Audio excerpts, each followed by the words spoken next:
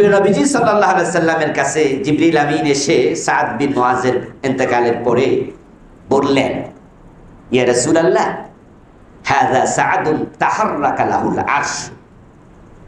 আপনার সাহাবী সাদ বিন মুআজ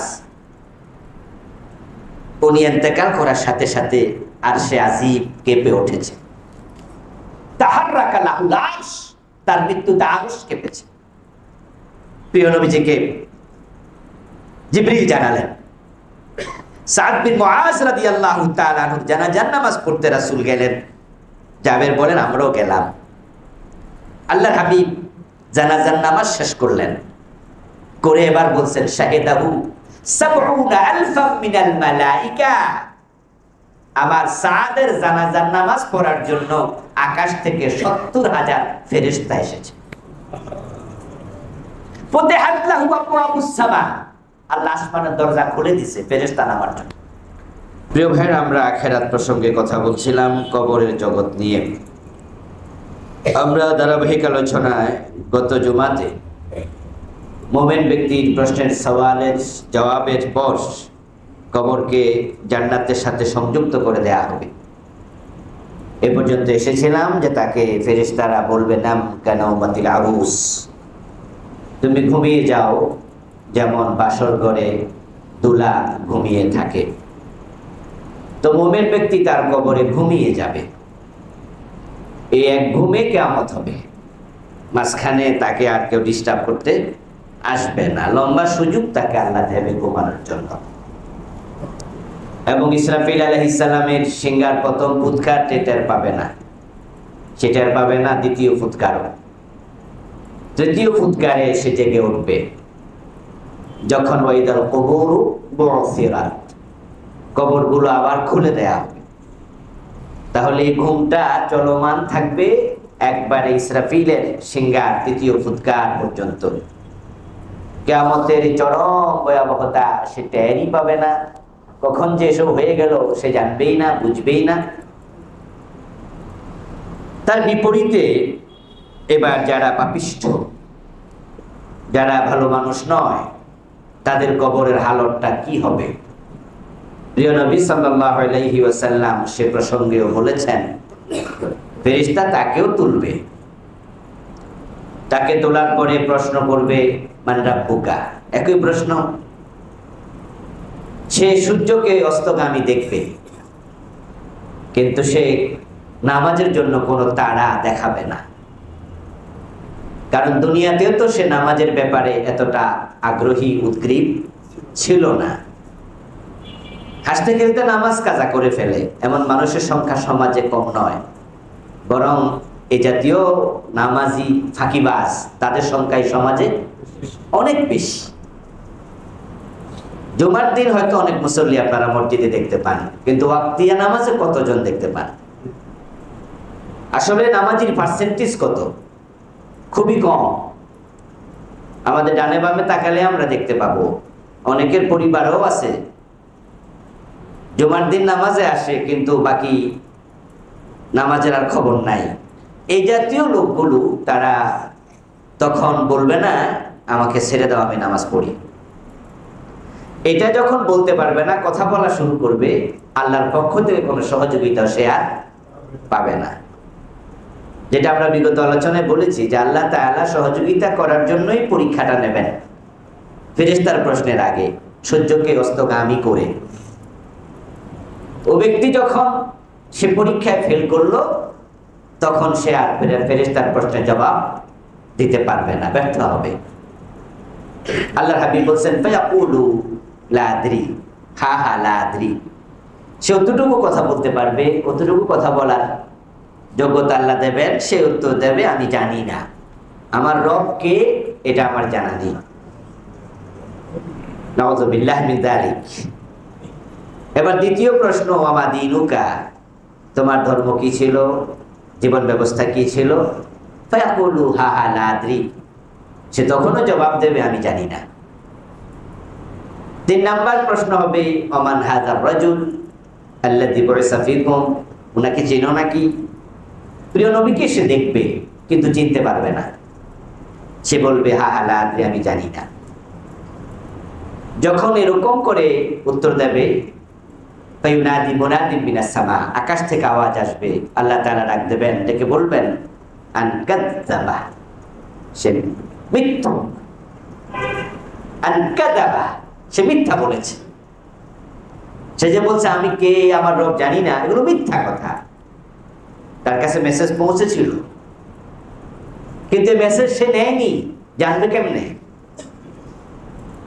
যোগে যোগে আল্লাহ তাআলার পক্ষ থেকে এই মেসেজ পৌঁছানোর দায়িত্বে আল্লাহ কিছু মানুষকে নিয়োজিত রাখেন। নবীরা এটা করে গেছেন। নবীদের পরে যারা আলেম হয় তারা নবীদের ওয়ারিস হবে। আল উলামা ওয়ারাসাতুল আম্বিয়া, এটা হাদিস।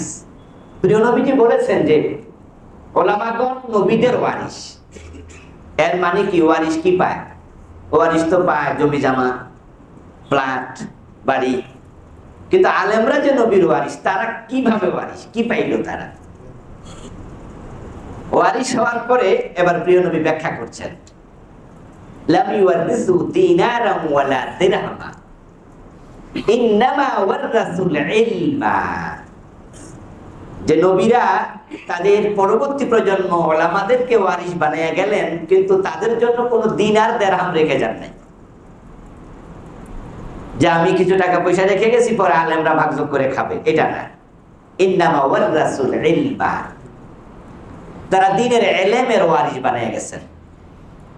তার ইলম পাওয়ার পরে আপনার কাজ কি? বাল্লিগু আন্নি ওয়ালাউ আয়া। এবার আপনিও একজন ওয়ারিস। ইলম যদি আপনি পান, আলেম হওয়ার জন্য আমার মতো বড় কথা গায়ে দিতে হবে এটা নয়। আলেম হওয়ার জন্য ইলম শিখতে হবে। ইলম শিখলে আপনিও আলেম। আমার মতো লম্বা দাড়ি রাখতে হবে এটা না। আপনার দাড়ি ছোট ছোট, অথবা দাড়ি কামাই ফেলছেন, কিন্তু আপনি ইলম শিখেছেন, আপনি দাড়ি ছাড়াই আলেম। আরেকজন লোক নাভি পর্যন্ত লম্বা দাড়ি, ইলম জানে না, তাই বলে কি দাড়ির কারণে সে আলেম হয়ে গেল নাকি? তাহলে ইলমের সাথে সম্পর্ক আলেম হওয়া, সুরতের সাথে না। যদিও বাংলাদেশের সংজ্ঞাটা একটু ভিন্ন আর কি। মানে আমাদের দেশে হলো আগে বড় কুত্তা টুত্তা মাথায় দিতে হবে, টুপি লাগাইতে হবে, তারপরে এবার তিনি হুজুর।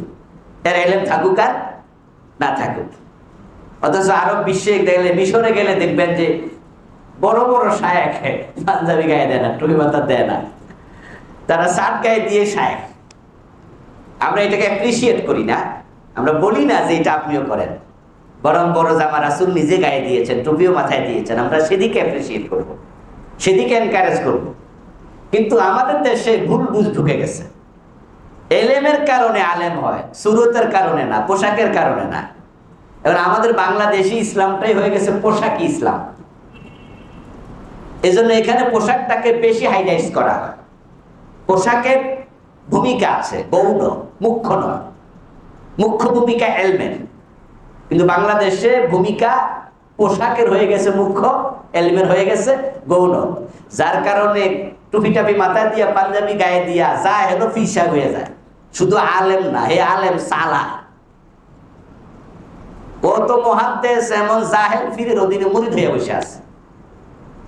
ওখানে গিয়ে সামনে বসে থাকে, পীর উপরে বসে থাকে, কারণ ফির তো খেলাফত পাইছে, ওর বাবা ওরে খেলাফত দিয়ে গেছে। ইলম থাকুক আর জাহেল পীর হয়ে গেছে। পোশাক ইসলাম প্রকৃত ইসলাম নয়, অরিজিন বুঝতে হবে। তো প্রিয় নবী বললেন যে আলেমরা নবীদের ওয়ারিস, আর আলেমদের জন্য তারা রেখে গেছে ইলম। তো ইলম পাওয়ার পরে আপনার দায়িত্ব কি? যতটুকু পেয়েছেন অতটুকু নিজের মাঝে রেখে দেবেন না পৌঁছায় দেবেন? এটা রাসূলের দেয়া দায়িত্ব। এই দায়িত্ব যদি আপনি পালন না করেন, মানে আপনি প্রিয় নবী সাল্লাল্লাহু আলাইহি সাল্লামের একটা নির্দেশ অমান্য করলেন। এই যে আমার সামনে যারা বসে আছেন না, আপনারা কিন্তু সকলে আলেম, কারণ আপনি কিছু না কিছু তো শিখেছেন। যে কোরআনের 30 পারা তাফসীর জানে, অর্থ জানে, বোঝে, সে 30 পারার আলেম, বড় আলেম।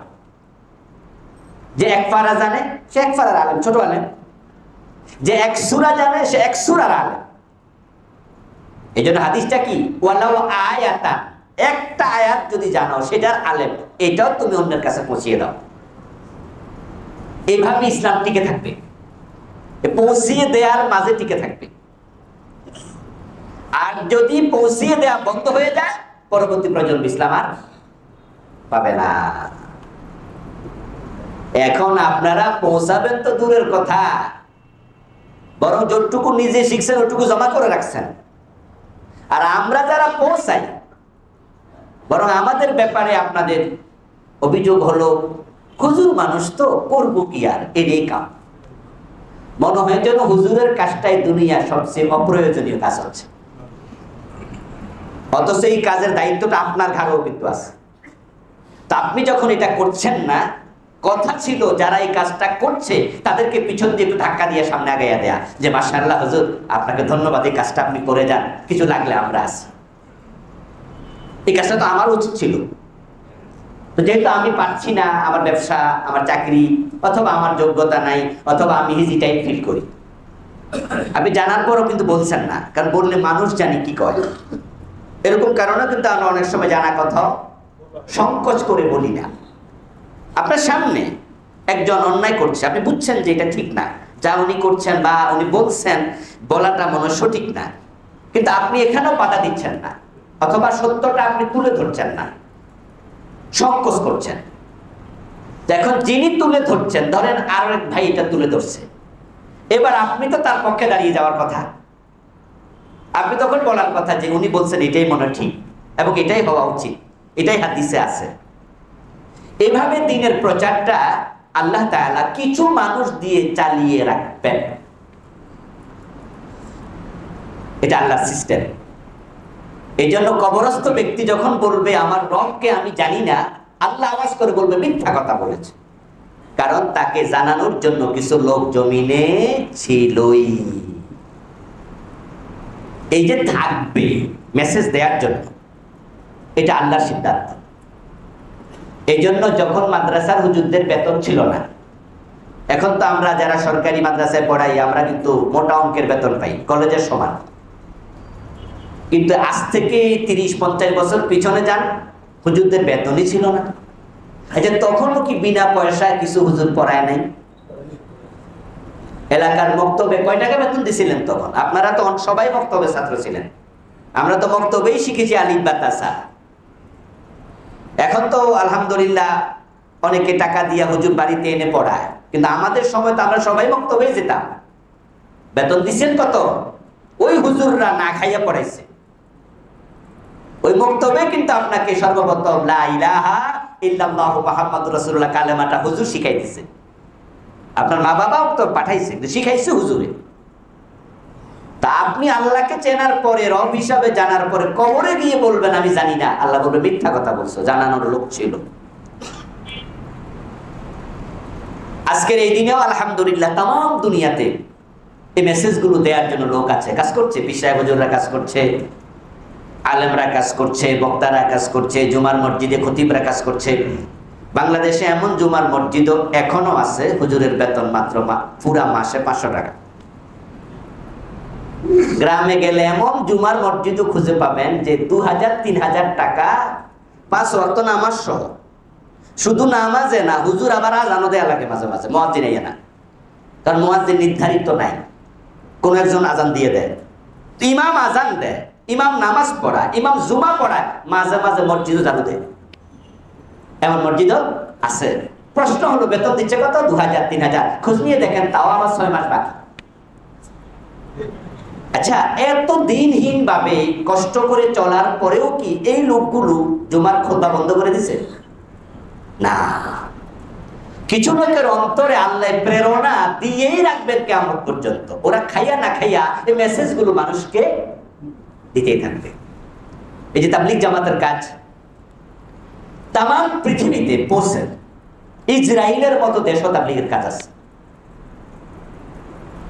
তাবলীগের সকল পয়েন্টে আপনি একমত না হন, এটা আপনার ব্যাপার। সকল পয়েন্টে একমত হওয়া জরুরি না, ভিন্ন কথা আপনার থাকতেই পারে।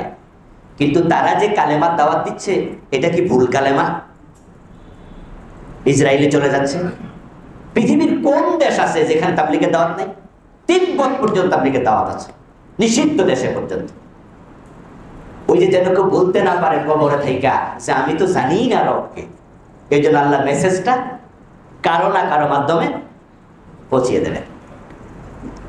এখন গ্রহণ করেননি তাই আপনি বলবেন যে আমার রবকে জানি না, দিন কি জানি না, নবী চিনি না, মুহাম্মদুর রাসূলুল্লাহ সাল্লাল্লাহু আলাইহি ওয়াসাল্লাম ওনাকে চিনে না, দুনিয়া কে আছে এই নাম শোনেনি, আজকে উনি বললা আমি জানি না। অপপ্রচার ও প্রচার।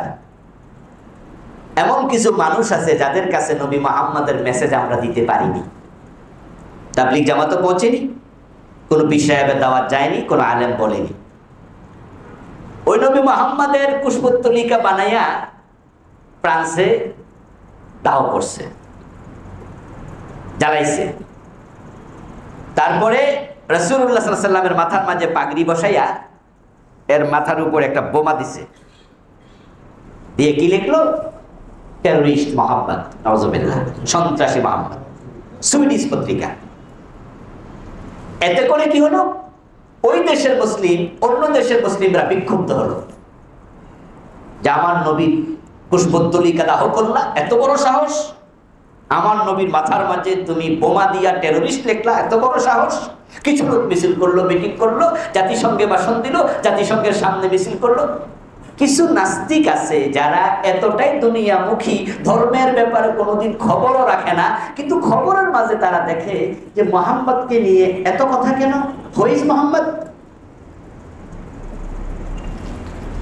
তাহলে যারা পুষ্পতলিকা পড়াইয়া নবী মুহাম্মদকে শেষ করতে চাইলো, যারা মাথায় বোমা দিয়া টেররিস্ট বানাতে চাইলো, ওদের এই কারণে অপপ্রচারের কারণে নামটা নাস্তিকের কাছে পৌঁছে গেল। অপপ্রচার প্রচার করে আল্লাহ তাআলা কোন না কোন মিডিয়াতে এই মেসেজগুলো মানুষের কান পর্যন্ত পৌঁছাবেন। এবার যদি লোকটা বলে আমি মুহাম্মদকে চিনি না, কথাটা কি সত্য হলো? আল্লাহ বলবে মিথ্যা বলছে। ফাফরিশুহু মিনান নার ওয়ালবিসুহু মিনান নার ওয়াফতাহু লাহু বাবান ইলান নার। তারপরে আল্লাহ তাআলা ফেরেশতাদেরকে বলবেন তাকে জাহান্নামের আগুনের তৈরি পোশাক পরাইয়া দাও, নাউযুবিল্লাহ। তার কবরের মাঝে জাহান্নামের বিছানা বিছায়া দাও, তার কবরের সাথে জাহান্নামের দিকে দরজা খুলে দাও। ফেরেশতারা তার গা থেকে, তার গায়ের মাঝে জাহান্নামের পোশাক পরাইয়া দেবেন, কবরের মাঝে জাহান্নামের বিছানা বিছায়া দেবেন, তারপরে কবরের সাথে জাহান্নামের একটা দরজা খুলে দেবেন। জাহান্নামের আগুন এসে তার কবরটা পুরাটাকে সে নেবে, পুরা কবর জাহান্নামের অগ্নিকুণ্ডে পরিণত হবে। তাই তো রাসূলুল্লাহ সাল্লাল্লাহু আলাইহি ওয়াসাল্লাম বলেছেন, ইন্না হাযাল কবর রাউদাতুম মিন রিয়াজিল জান্নাতি আও হুফরাতুম মিন হুফারিন নার। এই মাটির গর্ত কারো জন্য জান্নাতের টুকরা, কারো জন্য জাহান্নামের অগ্নিকুণ্ড। এখন পুরাটা কবর এবার জাহান্নামের আগুনে ভরপুর হয়ে যাবে, নাউযুবিল্লাহ। জাহান্নামের পোশাক, হেলমেট, লোহার পোশাক পরিয়ে দেয়া হবে। আগুনের মাঝে যদি আবার লোহার পোশাক জাহান্নামের হয়, এটা তো আরো জ্বলতে থাকবে। ওয়াইদাইয়াকু আলাইহি আমা ওয়াসাম মাহু মিজরাবাতুম মিন হাদিদ। তারপরে দুইজন ফেরেশতা মুনকার নকির বেরিয়ে যাবে, সাথে সাথে একজন ফেরেশতা কবরে ঢুকবে, যে ফেরেশতা হবে অন্ধ এবং বধির। তার হাতে থাকবে একটা বড় লোহার হাতুড়ি। ওই লোহার হাতুড়ি নিয়ে অন্ধ এবং বধির ফেরেশতা এসে কবরে ঢুকে জাহান্নামের পোশাক পরিহিত অবস্থায় আগুনের ভিতরে ওই হাতুড়ি দিয়া তাকে পিটাতে শুরু করবে। কবরস্থ ব্যক্তির চিৎকার শুনবে না, কারণ সে বধির, এবং তার আকুতি কাকুতি মিনতি দেখবে না, কারণ সে অন্ধ। প্রিয় নবী বলছেন, ওয়ালাউ দুরিবা বিহা জাবানুন লাতালা সারা তুরাবা। ওই হাতুড়ি এত ওজন হবে, যদি কোনো পাহাড়কে আঘাত করা হতো, একটা আঘাতে পুরা পাহাড় তুলি বালি হইয়া উড়ে যেত। লাসারা তুরাবা, পাহাড় ফুল হয়ে যেত, বালি হয়ে যেত। এত ওজন হবে সেই হাতুড়ি, এটা দিয়ে তাকে পিটাতে শুরু করবে। পিটানোর পরে সে নিঃশেষ হয়ে যাবে না, বরং আল্লাহর মাঝে তাকে আবার ঠিক করবে, আবার পিটাবে, আবার ঠিক করবে, আবার পিটাবে। আর জাহান্নামের আগুন তো জ্বলছে। ويضيق عليه 99 تنينا تلدغه وتنهشه إلى يوم القيامة। প্রিয় নবী সাল্লাল্লাহু আলাইহি ওয়াসাল্লাম বলেন, তারপরে তার কবরের মাঝে এমন সাপ দেয়া হবে, যে সাপের নাম হবে তিন্নিন। ওই সাপগুলো তার কবরে আসার পরে তাকে সবল মারবে, তাকে কামড়াতে শুরু করবে। এর মাঝেই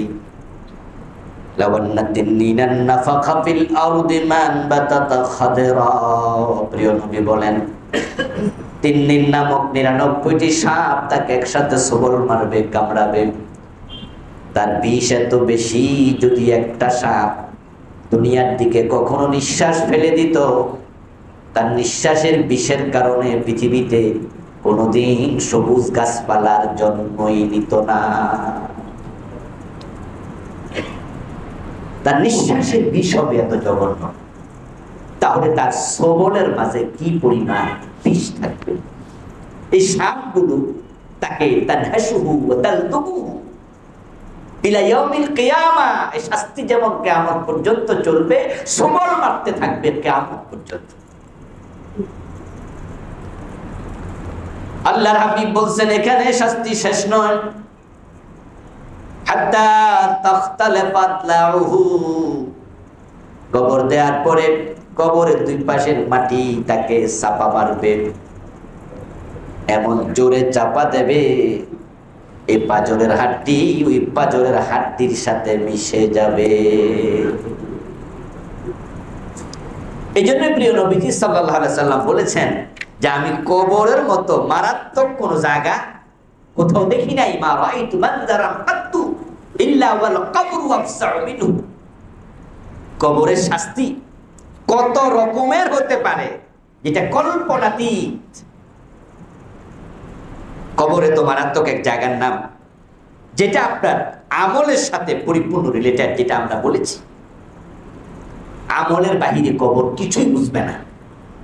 প্রিয় নবীজির বিখ্যাত একজন সাহাবী কবরের একটি ঘটনা রাসূল নিজে বললেন। নাম ছিল তার জাবের, বললাম সাদ বিন মুআজ, রাবির নাম জাবের। হযরত জাবের বলতেছেন যে আমরা সাদ বিন মুআজের ইন্তেকালের পরে রাসূলের সাথে তার জানাজার নামাজ পড়লাম।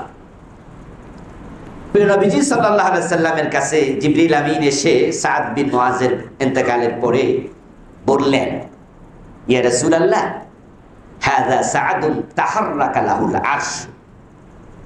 আপনার সাহাবী সাদ বিন মুআজ, উনি ইন্তেকাল করার সাথে সাথে আরশে আজিম কেঁপে উঠেছে।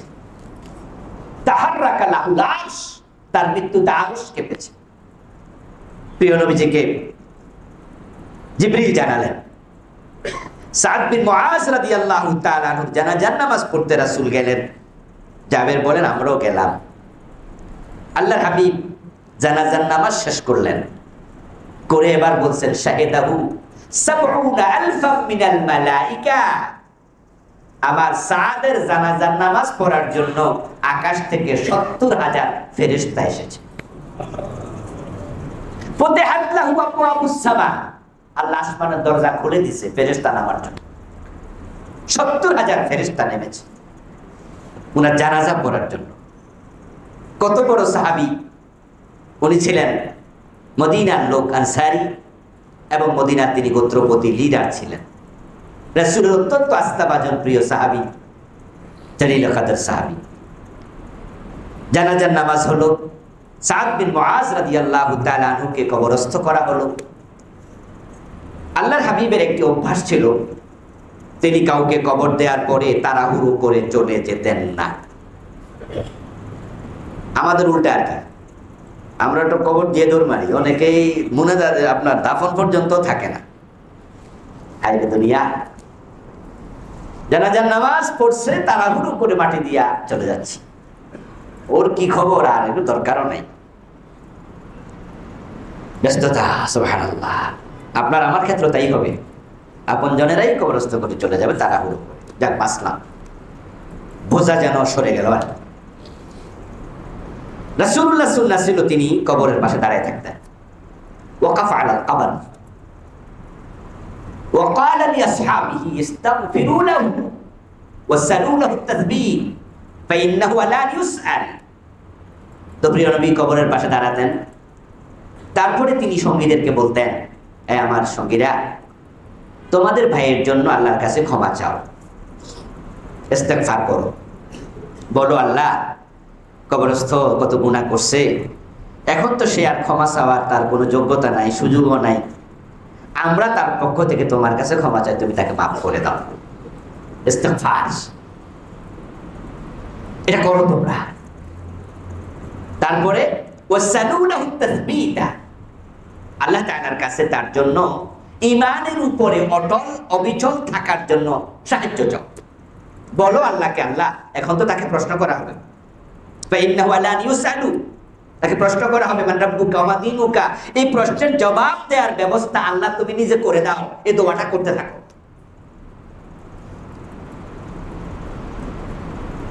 এটা আল্লাহর নবী তার সাহাবী যারা ইন্তেকাল করতেন তিনি হাজির থাকতেন, এটা করতেন। তো সাদ বিন মুআজের কবর সমান করে দেওয়া হলো। হযরত জাবের বলছেন ফালাম্মা সুবিয়া আলাইহি, যখন তার কবর সমান করে দেওয়া হয়েছে, তো অন্য সাহাবীর ক্ষেত্রে তিনি যা বলতেন আজকে তিনি তার ব্যতিক্রম কিছু বললেন। আজকে আমাদেরকে বললেন না যে তার জন্য ক্ষমা চাও, বললেন না আল্লাহর কাছে তার ঈমানের অটলতা চাও, এটা বললেন না, বরং তিনি নিজ থেকে সুবহানাল্লাহ সুবহানাল্লাহ বলে জোরে আওয়াজ করতে শুরু করলেন। ফালাম্মা সুবিয়া আলাইহি ফাকালা সুবহানাল্লাহ সুবহানাল্লাহ সুবহানাল্লাহ ফাকুলনা মাআহু সুবহানাল্লাহ সুবহানাল্লাহ কাসীরা তাবিলা। অনেক লম্বা সময় ধরে রাসূল সুবহানাল্লাহ বলছে, আমরাও প্রিয় নবীর সাথে সুবহানাল্লাহ সুবহানাল্লাহ বলতে শুরু করলাম। ফাসাবহানা তাবিলা, অনেক সময় ধরে। সুম্মা কাব্বারা ফাকাব্বারনা, তারপর প্রিয় নবী সাল্লাল্লাহু আলাইহি ওয়াসাল্লাম এবার বললেন আল্লাহু আকবার, আমরাও বললাম আল্লাহু আকবার। পরক্ষণে কোন একজন সাহাবী প্রিয় নবী সাল্লাল্লাহু আলাইহি ওয়াসাল্লামের কাছে জানতে চাইলেন, ইয়া রাসূলুল্লাহ লিমা সাব্বাহতা ওয়া কাব্বারতা, আপনার সাথে তো আমরা কত মানুষের দাফনে অংশগ্রহণ করেছি, কিন্তু এভাবে সুবহানাল্লাহ বলতে শুনিনি, তাকবীর দিতেও শুনিনি, আজকে আপনি এটা কেন করলেন? আল্লাহর হাবিব জবাব দিচ্ছেন, লাকাদ তাযায়াকা আলা হাযাল আবদিস সালিহ কবরুহু সুম্মা ফাররাজাল্লাহু আনহু। কারণ শোনো, আমি কবরের উপর দাঁড়ালেও কবরের ভিতরের খবর জানি এবং দেখি। আমি সাদের কবরের পাশে দাঁড়ালাম আর দেখতে পেলাম কবরের দুই পাশের মাটি তাকে চাপা দেওয়ার জন্য আসছে, আর কবরের মাটি যাকে চাপা দেয় হাত্তা তাখতালিফা আবলাউহু, পাজরের হাড্ডি একটার ভিতর একটা ঢুকে যায়। আমার সাদকে এইভাবে কবর চাপা দিয়ে আর কষ্ট দেবে, আর আমি দাঁড়ায় দাঁড়ায় দেখবো এটা কি হয়। এই জন্য আমি সুবহানাল্লাহ, আমি আশ্চর্য হয়ে গেলাম এটা কেন হচ্ছে। বিস্মিত হয়ে সুবহানাল্লাহ বলতে শুরু করলাম। আমি সুবহানাল্লাহ বলা থামাই না। এই দৃশ্য দেখে স্বয়ং আল্লাহ কবরের মাটিকে অর্ডার করলেন, এই মাটি সরে যাও। তখন কবরের মাটি সরে গেছে। হাত্তা ফাররাজাহুল্লাহু আনহু, যে আল্লাহ নিজে মাটিকে বলছে সরো, আল্লাহ সরাইয়া দিচ্ছে। এই জন্য আমি আল্লাহকে বড়ত্ব ঘোষণা করে বললাম আল্লাহু আকবার, আল্লাহ তুমি মহান। এই হাদিস দ্বারা আমাদের জন্য শিক্ষণীয় কি? এত বড় মাপের সাহাবী, উনার কবর যদি উনার সাথে আচরণ করে, আমাদের খবর কি? প্রশ্ন হতে পারে এমন সাহাবীর সাথে আচরণ কেন করা হলো? উত্তর আমাদের জানা নাই। কোন সাহাবী এই প্রশ্ন রাসূলকে করেছেন, তিনি উত্তর দিয়েছেন, এটা আমার চোখে পড়েনি। তবে ধারণা করে অনুমান করে যেটুকু বলা যেতে পারে, হতে পারে উনার আমল নামায় এমন কোন ত্রুটি বিচ্যুতি ছিল যেটার কারণে আচরণ করা হয়েছে। কারণ নবী ছাড়া কেউ মাসুম না। হতে পারে এমন কোনো ত্রুটি বা গুনাহ উনার থেকে প্রকাশিত হয়েছে যেটা থেকে তিনি তাওবা করতে মনেই নাই। আচ্ছা, আমরা যখন রাস্তায় হাঁটি নিজের অজান্তে কিছু চোখের খেয়ানত হয়ে যায় না? আরে মাঝে মাঝে তো এমন, অজু করে মসজিদে গেলেন, আপনার মাঝখানে কবিরা গুনাহ হয়ে যায়। নামাজে আসি, এখানে আমি ফারানগর থেকে রওনা দিয়ে এখানে আসতে আমার সময় লেগে যায় আধা ঘন্টার কম বেশি। রাস্তায় কত দৃশ্য চোখে পড়ে, তখন তো মনে মনে ভাবি যে আমি এত লোকের ইমামতি করব, ওযু, পবিত্রতা এবং আমার নামাজের কবুলিয়তের জন্য আমাকে কত সংশোধিত থাকা উচিত। চোখ কোথাও যায় কিনা, যেখানে গেলে চোখের খেয়ানত হয়ে যায়। এরপরেও তো রাস্তায় এমন কিছু বদ মহিলা চলে যাদের দিকে চোখ যাওয়ার পরে চোখ ফেরানো কষ্ট হয়। আপনার হয় না? আচ্ছা, আমরা কি সব গুনাহ থেকে তওবা করে ফেলি? এমন কিছু গুনাহ হয় তওবা করতে মনেই থাকে না। এটা যে গুনাহ হয়েছে এটাও খেয়াল থাকে না, এই যে গুনাহ হয়ে গেছে। আচ্ছা, আস্তে আস্তে যেতে যেতে চলতে চলতে কথা বলেন, এর মাঝে গীবত হয়ে যায় না? এমন কথা কি বলেন না যে কথা বলা উচিত ছিল না? তা আপনি কি সব তওবা করছেন? হয়নি তওবা। আপনার একটা গুনার কারণে কবর আযাব হতে পারে, একটা কবিরা গুনার কারণে। বড় সেনসিটিভ জায়গা কবর। দুজন সাহাবীর কবরের পাশ দিয়ে প্রিয় নবী যাচ্ছিলেন, নতুন কবর, বললেন ইন্নাহুমা লা ইউআযাবান, এই যে কবরে শাস্তি চলছে। এবার কারণ ব্যাখ্যা করলেন, আহাদুহুমা ইয়ামশি বিন নামিমা ওয়া আম্মাল আখার লা ইস্তাতিরু আন বাউলিহি। উনার কবরে আযাব চলছে কারণ একটা, গুনাহ শুধু একটা, তিনি সগলখুর, একজনের কথা আরেকজনের কাছে লাগাইয়া দিয়া, পৌঁছাইয়া দিয়া, ঝগড়া বাঁধাইয়া দিত। এই গুনাহটা তার আমলনামায় আছে, এই কারণে কবরের আযাব শুরু। প্রিয় নবী বলেননি বেনামাজি ছিল, বেরোজগারি ছিল, বলেননি সে সুদ খেত, বলেননি তার কবর আযাব হওয়ার কারণ সে ঘোষ খেত, বলেছেন সে সুগলখুরি করত। একটা আযাব, একটা অপরাধ, শাস্তি শুরু। এই জন্য কার কবরে কোন কারণে শাস্তি হয় বোঝা খুব জটিল। সাদ বিন মুআযের হতে পারে এমন কোন গুনাহ ছিল যা থেকে তাওবা করেননি, অথবা হতে পারে তাওবা তিনি করেছেন, কবুল হয়নি। আপনার আমল সকল, আপনার আমার সকল তাওবা কবুল করতে আল্লাহ কি বাধ্য? আল্লাহকে বাধ্য করা যায় নাকি? কবুল করেননি তিনি। কিন্তু সাদ বিন মুআযের বড় সৌভাগ্য যে প্রিয় নবীর মতো মহামানব তার কবরের পাশে দাঁড়ানো ছিল। সাদ বিন মুআয রাদিয়াল্লাহু তাআলা আনহুর বড়ই সৌভাগ্য যে প্রিয় নবী সুবহানাল্লাহ থামাননি। আর প্রিয় নবী সুবহানাল্লাহ পড়তে থাকবেন, বন্ধ করবেন না। আল্লাহর কাছে এটা পছন্দ হয়নি আমার নবী এতক্ষণ কষ্ট করুক, এই কারণে, তাসবিহ হিসাবে নয়, কারণ হিসাবে। তাই আল্লাহ বলছে, ও মাটি সরে যা। কিন্তু আপনার আমার কবরের পাশে এমন কেউ কি দাঁড়াবে? কবরের খবর কি কেউ জানবে? আপনার জন্য দোয়া করার মতো এমন কে আছে যার দোয়া আল্লাহ কবুল করবে?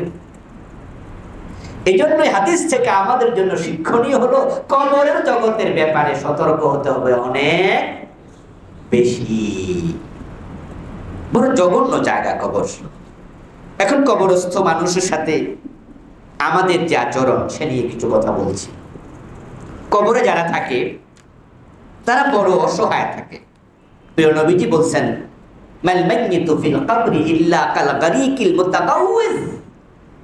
কোথাও যদি নৌকা ডুবে যায়, লঞ্চ ডুবে যায়, সাঁতার না জানা ব্যক্তি লঞ্চ ডুবার পরে যতটা সাহায্যের জন্য আকুল থাকে, বেকুল থাকে, যে সাঁতার জানে নৌকা ডুবছে হে কিন্তু তেমন অস্থির হয় না, হে সাঁতার কাটটা একদিকে যেতে থাকে। আর যে সাঁতার জানে না ও কিন্তু হাবুডুবু খায়, আর তাকে দেখে কেউ হেল্প করলো কিনা, সেই খড়কুটা পাইলে সেটাও ধরে বাঁচতে চায়। রাসূলুল্লাহ সাল্লাল্লাহু আলাইহি ওয়াসাল্লামের উদাহরণটা কতটা চমৎকার যে নৌকা ডুবে যাওয়া, লঞ্চ ডুবে যাওয়া, ডুবন্ত ব্যক্তি হচ্ছে কবরের মানুষ একরকম। ইয়ান্তাযিরু দাওয়াতান তালহাকুহু মিন আবিন আও উম্মিন আও আখিন আও সাদীক। পানিতে ডুবন্ত ব্যক্তি যেমন চায় একটা নৌকা সুখ তাকে নিয়ে যাক, কেউ বাঁচাতে আসুক, কেউ যদি একটু হেল্প করতো, একটা কলার ভেলা পেত, একটা টায়ার যদি টিউব যদি তার পাশে থাকতো, সে এর মাঝে চড়ে বসতো। ঠিক কবরস্থ মানুষটাও তাকায়া থাকে, তার বাবা, তার মা, তার ভাই, তার দোস্ত একটু দোয়া পাঠায় কিনা। সে আপনার দোয়ার অপেক্ষায় থাকে, কারণ যে কবরে চলে গেছে তার আমল করার কোন সুযোগ আর নাই। বড় অবসর টাইম। মরে গেলে কিন্তু সব কাজ থেকে ছুটি। আমরা তো ব্যস্ততার কারণেও মাঝে মাঝে ইবাদত করতে পারি না। ব্যস্ততা আমাদেরকে পেয়ে বসছে, টাকা পয়সা, চাকরি বাকরি, কিন্তু মরার পরে কিন্তু সব জায়গা থেকে আপনার ছুটি। আপনি চাইলে কিন্তু এখন সারাক্ষণ আল্লাহকে সময় দিতে পারেন। আরে এসি মসজিদ, যারা একটু আগে আসে তারা কিন্তু এসে ইমামের সামনে বৈশা আরামে খুতবা শুনছেন, আলোচনা, নামাজ, কত ভালো। এরপরেও আল্লাহর এমন অনেক বান্দা আছে, ওরা এত ব্যস্ত, আরো আধা ঘন্টা পরে এসে রোদের মাঝে খারাপ, এবং সালাম ফিরানোর সাথে সাথে দৌড় মেরে চলে যাবে। ঠিক এই ব্যস্ত মানুষগুলো যখন আজরাইল দেখা করবে, তখন থেকে ব্যস্ততা কি আর থাকবে? পুরা ছুটি। কিন্তু ইবাদতের সুযোগ কি আর আছে? অখণ্ড অবসর, কিন্তু ইবাদতের সুযোগ আর নাই। এই জন্য প্রিয় নবী বলছে, মানুষ যখন মরে যায় তিনটে আমল চালু থাকে, বাকি সব বন্ধ। ওই তিনটি আমল আপনার নয়, অন্যের। যদি আপনি ভালো ছেলে রেখে যান তার দোয়া, যদি এলেম রেখে যান ওই এলেমের রেজাল্ট, যদি আপনি সদকা করে যান আর সেটা বেঁচে থাকে ওই সাদাকা, ওই সদাকার ফিডব্যাক। কিন্তু আপনার পার্সোনাল কাজ শেষ। এখন সে অপেক্ষা করে দোয়া। আল্লাহ হাবিব বলছেন, ফাইদা লাহাকাতহু, যখন কেউ একটু দোয়া করে কবরস্থ মানুষের জন্য, এই দোয়াটা তার কাছে পৌঁছানো হয়,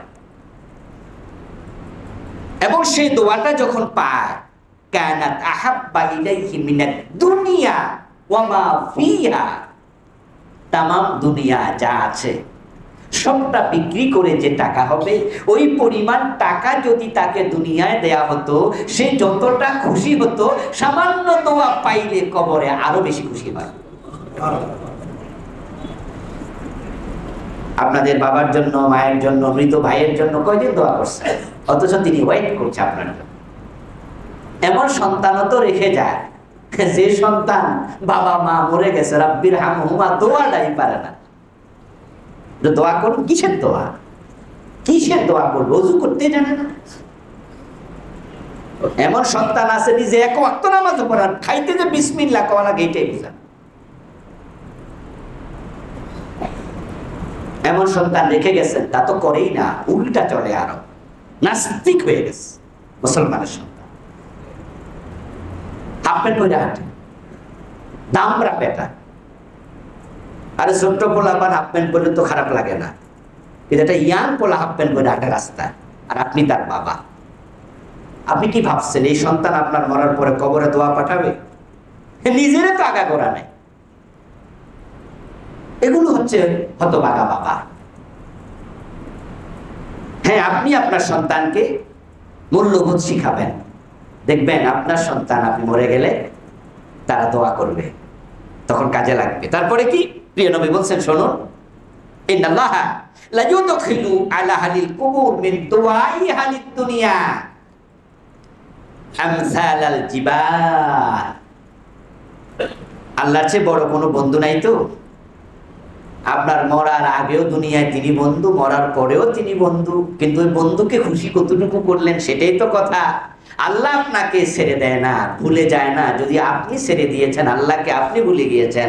তাই এমন ব্যক্তি যে কবরে বিপদে পড়ে আছে, আল্লাহ তাআলা রাসূল বলছেন, দুনিয়ার মানুষ যদি সামান্য দোয়া করে, আল্লাহ এটাও কবরে পাহাড় পরিমাণ বড় বানায় পৌঁছায় দেয়। আমসালাল জিবাল। কিন্তু দোয়াই করলেন না, পৌঁছবে কি? প্রিয় ভাইয়েরা, এই জন্য প্রিয় নবীজি আমাদেরকে বলেছেন, তোমরা কবরে যাবে, জিয়ারত করবে। আপনজনের জন্য আল্লাহ নিজে দোয়া শিখিয়েছেন, রব্বানা ইগফির লানা ওয়া লিইখওয়ানিনা আল্লাযীনা সাবাকুনা বিল ঈমান। হে আমাদের রব, আপনি আমাদেরকে ক্ষমা করে দেন, ক্ষমা করুন আমাদের ওই সমস্ত মুসলিম ভাই বন্ধু যারা ঈমান নিয়ে আমাদের আগে চলে গেছে। আল্লাহ দোয়া শিখিয়েছেন, রব্বির হামহুমা কামা রাব্বায়ানি সগীরা। মা বাবা জীবিত থাকতেও দোয়া, মরার পরেও দোয়া কন্টিনিউ রাখবেন। রব্বিগফিরলি ওয়া লিওয়ালিদাইয়া ওয়া লিল মুমিনিনা ইয়াওমা ইয়াকুমুল হিসাব। কোরআনের দোয়া আল্লাহ শিখিয়েছে, রব্বিগফিরলি, ও আল্লাহ আমাকে ক্ষমা করো, ওয়া লিওয়ালিদাইয়া, আমার মা বাবাকে ক্ষমা করো। তাদের জন্য ক্ষমা চাইবেন। প্রিয় নবীজি বলেছেন, কবরে যার যে পজিশন থাকে, ভালো মানুষের ভালো পজিশন, খারাপ মানুষের খারাপ পজিশন। দুনিয়ার মানুষের দোয়ার কারণে পজিশন চেঞ্জ হয়ে যায়, অবস্থা চেঞ্জ হয়। তো যাদের জাহান্নাম ছিল, কবর আগুন জ্বলছিল, অনবরত দোয়া এবং সাদাকা, আপনার দান করবেন, আল্লাহর কাছে বলবেন যে আল্লাহ এই দানের সওয়াবটা আমার বাবার কবরে পৌঁছিয়ে দাও, এটা আমার বাবার পক্ষ থেকে দিলাম, এটা আমার মায়ের পক্ষ থেকে দিলাম। আচ্ছা, আমাদের মা বাবা বেঁচে থাকলে তাদের পিছনে কিছু খরচ হয় না? ডেফিনেটলি হয়। তো উনি তো এখন নাই, তো ওনার পক্ষ থেকে মসজিদে দান করেন। প্রতি জুমাতে আসতে 100 টাকা 200 টাকা নিয়ে আসেন, যেটা আমার মা বাবা মরে গেছে ওদের পক্ষ থেকে দেই। নিজের জন্য কিছু দেন। তো প্রিয় নবীজি বলছেন, কবরে চেঞ্জ হয় অবস্থা, হালত চেঞ্জ হয়। যখন ব্যক্তি জান্নাতি হয়, তারাক্কি হয়, অথবা জাহান্নাম থেকে মুক্তি পেয়ে যায়, চেঞ্জ হওয়ার পরে সে জিজ্ঞেস করে ফেরেশতাদেরকে, যেটা কেন হলো? তখন ফেরেশতারা জবাব দেয়, তোমার সন্তান, তোমার প্রিয়জন তোমার জন্য দোয়া করেছে, তোমার পক্ষ থেকে সাদাকা করেছে, আল্লাহর উসিলায় তোমার পজিশন চেঞ্জ করে দিয়েছে। এই জন্য আপনজনদের জন্য দোয়া করবেন। কবরে যাবেন, প্রিয় নবী বলছেন, নাহাইতুকুম আন জিয়ারাতিল কবর ফাজুরুহা ফাইন্নাহা তুযাক্কিরুকুমুল মাউত। ইসলামের প্রথম দিকে কবর জিয়ারত নিষিদ্ধ ছিল।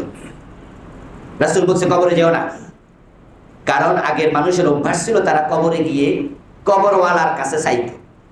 যেমন বাংলাদেশে কিছু লোক আছে ফি সাহেবের কাছে চায়, ওই শিরিক কারো কারো মাঝে ফিরে আসছে। আবার এটাও রাসূলের ভবিষ্যৎবাণী যে আমার উম্মতের মাঝে মূর্তি পূজাও ঢুকবে, আমার উম্মতের একটি অংশ মূর্তি পূজা করবে আবার। এগুলো রাসূলের ভবিষ্যৎবাণী। তো শিরক আবার ফিরে আসবে। কবরে যায় বলে, বাজান আপনার কাছে আসছি, সামনে পরীক্ষা, যেন পরীক্ষা একটু পাস করতে পারে, আপনি একটু খেয়াল করেন, ভুল ত্রুটি মাফ করে ফাঁস করাইয়া দিয়েন। হুজুর লোক নিয়ে যায় কবরে চাইতেছে। আরব দেশের লোকেরা কবরে গিয়ে চাইতো, কেউ ফিরে না খালি হাতে খাজা বাবার দরবারে। নাউজুবিল্লাহ মিন যালিক। রাসূল বলছে কবরে জিয়ারত করবা না, নিষেধ, যাও কবরে যাইবাই না।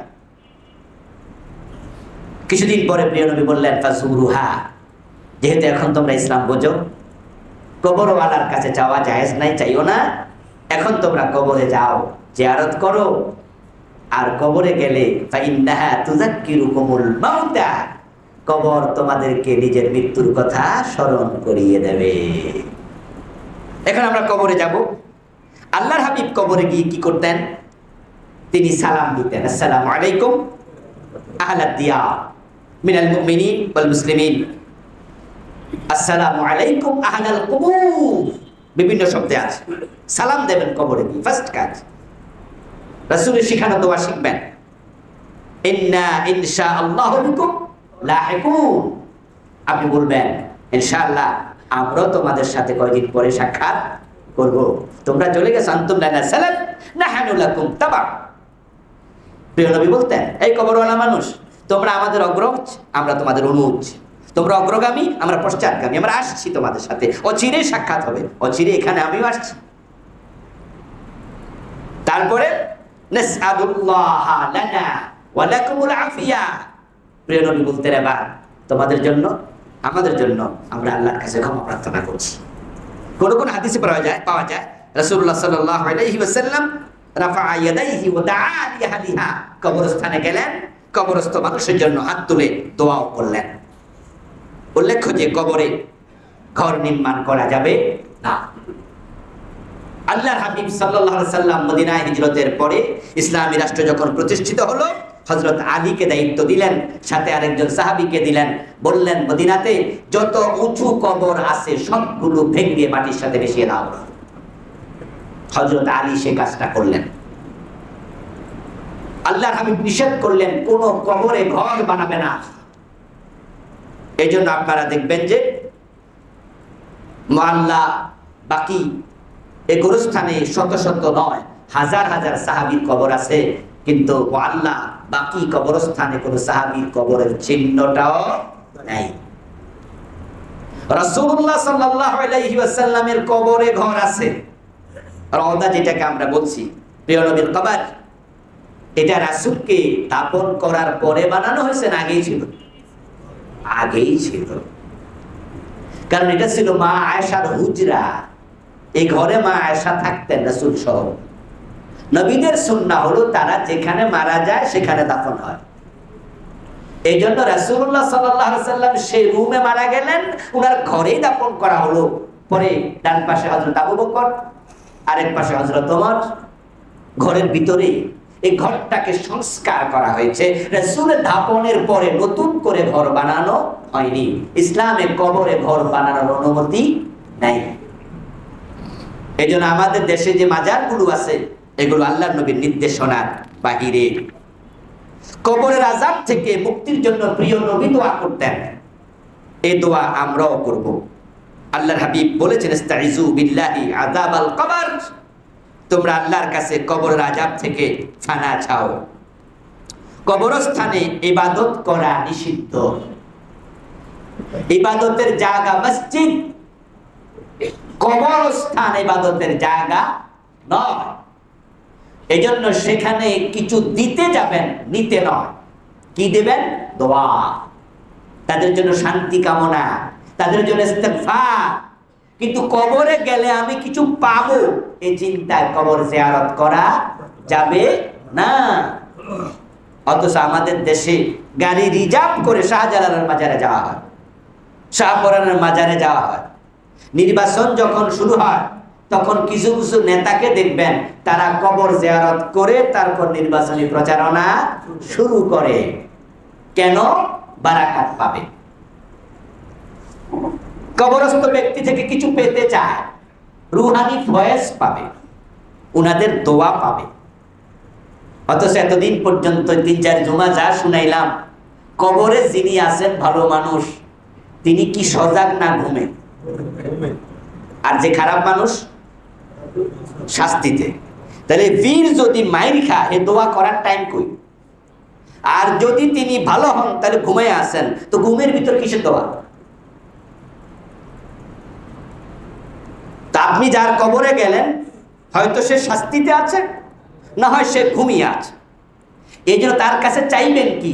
সে দিবে কি? সে নিজেই তো ঘুমে একবারে এতটাই বিভোর আছে, সে ইসরাফিলের ৩য় সিংহার আগে উঠবেই না।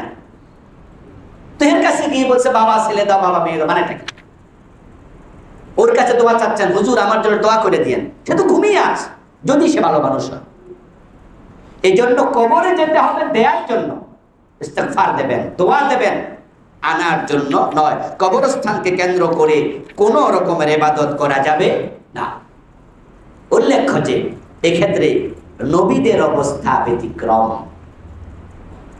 কারণ নবীগণ কবরের মাঝে জীবিত, তাদের এই জীবনটা স্পেশাল, এবং তারা কবরে ইবাদত করছেন এমন হাদিসও আছে। রাসূলুল্লাহ সাল্লাল্লাহু আলাইহি ওয়াসাল্লাম আপনার মেরাজের পথে দেখতে পেলেন কবরের মাঝে নবী মুসা দাঁড়িয়ে নামাজ পড়ছে। আল আম্বিয়া আহইয়াউন ফি কুবুরিহিম ওয়া ইউসাল্লুন। প্রিয় নবী বলছেন, নবীগণ কবরে জীবিত এবং তারা ইবাদত করছে, নামাজ পড়ছে। নবীদের দেহ কবরের মাটি খেয়ে ফেলা কবরের মাটির জন্য হারাম। শহীদগণ তারা জীবিত, তাদের ব্যাপারে আলাদা এক্সট্রা হাদিস যেহেতু আছে, তাই সাধারণ মানুষের সাথে আমরা নবী এবং শহীদদেরকে একরকম মনে করব না। এখন কবরে গিয়ে সালাম দেব, দোয়া করব, কবরস্থ মানুষের জন্য দোয়া করার সাথে সাথে নিজের মৃত্যুর কথা বেশি স্মরণ করে কবরের জন্য প্রস্তুতি গ্রহণ করব। আল্লাহ তৌফিক দান করুন, আমিন। আসসালামু আলাইকুম ওয়া রাহমাতুল্লাহি ওয়া বারাকাতুহু।